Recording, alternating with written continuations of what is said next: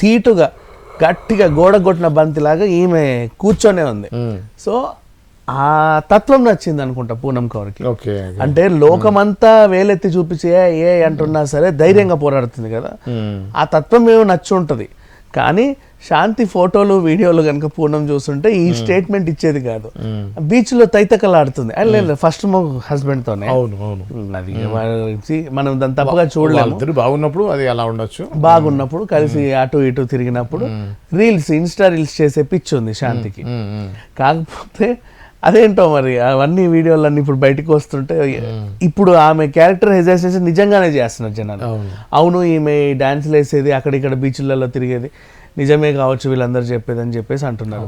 And ఒక advocate retired judge pass చేసిన allegation ఏంటి, ఆమె బ్రోతల్ బిజినెస్ చేసి ఇంత సంపాదించింది, ఈ వైఎస్ఆర్సీపీ నాయకులందరికీ అమ్మాయిలను సప్లై చేసేది అని ఆయన ఎలిగేషన్.